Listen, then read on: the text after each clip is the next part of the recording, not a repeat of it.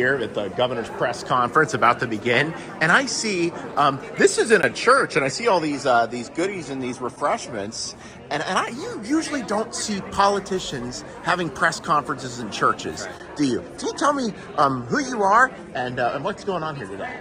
So my name is Pastor Drake, and we're ecstatic to have the governor and the press here today because we believe the church and the state can work together to make Miami a better place for everyone.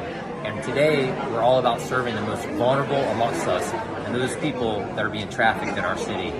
Now, this is a law that's going to be signed against human trafficking today. Because this is pre-press conference, so we don't know beforehand what's going to happen. I'll post this interview afterwards. But this is a law that's going to be signed.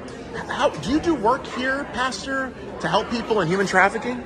We do for victims? A lot. Not only do we support some amazing organizations that are doing some good in our city, but we're also a big fan of the My Hope Florida in terms of doing everything we can to serve some of the most vulnerable populations in our city. So whether that's on the preemptive side of preventing children from going in foster care, or children that are currently in foster care, or those who are just in a place of desperate need, if we can meet their needs and they're our neighbor, we should.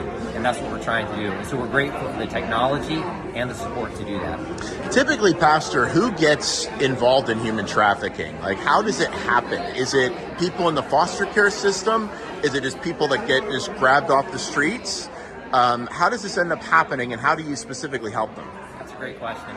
It's a complex situation, but in short, most people are coerced into being trafficked, and they're doing it under the premises that they're doing something else.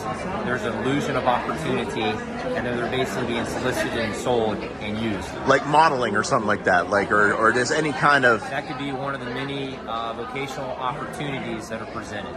So what we want to do is we want to come alongside anyone who's being oppressed or used, especially in these cases of sex trafficking, and say, hey, we're here for you. We will support you.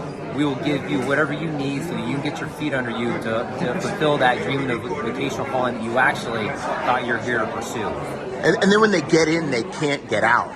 They get kind of trapped. So how do they get to you? How does somebody that's mixed up in this, how do they get to you, Pastor, to where you can rescue them? That's got to be a dangerous thing. Well, you know what? Following Christ is one of the most dangerous things anyone could do. No one said it was safe, and that's what it means to live by faith. In short, we have a lot of ministries that are on the front lines that we support. These are women that were formerly sex trafficked themselves, and they're doing everything they can to help prevent what happened to them. So we get behind them, we support them, we resource them, and then usually what happens is we get these girls out of these terribly desperate situations, give them a roof, an education, and an opportunity, and they always make the most of it. And how will this bill help that's going to be signed today help you do your job better and help have the state help you do your job better? You know, I'll give you an example. So about a month ago, the First Lady came to Miami, and she found a number of nonprofits that are doing an amazing job. These aren't big nonprofits. These are mom and pop nonprofits. They don't get a lot of press, a lot of coverage. They certainly don't have anyone soliciting for funds up in Tallahassee, but they're on the ground. They're loving their community. They're doing amazing work. She came here, she met with them, and she resourced them through some of the funds that she has through My Hope Florida to accelerate their mission further, faster. Because here's the reality. A lot of these large nonprofits, they were not as efficiently getting the dollars to do the work as the mom and pop nonprofits. So this is one of the many examples of how the church and the state can work together to make sure that these dollars are actually making a difference. Wow, and how can people get in touch with you specifically? This is Grace. I've never been here before. We're down in Coral Gables. Yes. Just your name and your church again. My name is Pastor Drake. Pastor we are Drake. Currently meeting at Granada Church in the heart of Coral Gables. We've been here since 1947, and we hope that if this church was to close down, our community would miss it. Meaning, we want to do everything we can to make Coral Gables and Miami, for that matter, a better place for everyone in Jesus' name. Well, that's great.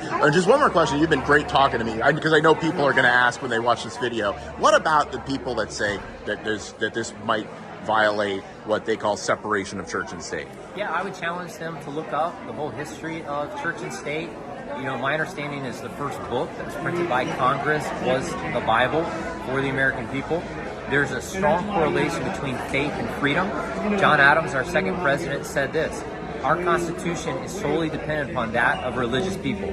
Now, we're not here to force our religion on anybody, but there are some benefits that come from recognizing there is a God and it's not us. And one day we're going to give an account to him. And so I think that undergirding of faith really makes this human experience of freedom possible, because it gives us boundaries through which we should operate. Pastor Drake, thank you so much for talking today. Yeah, you got it. God bless you, man.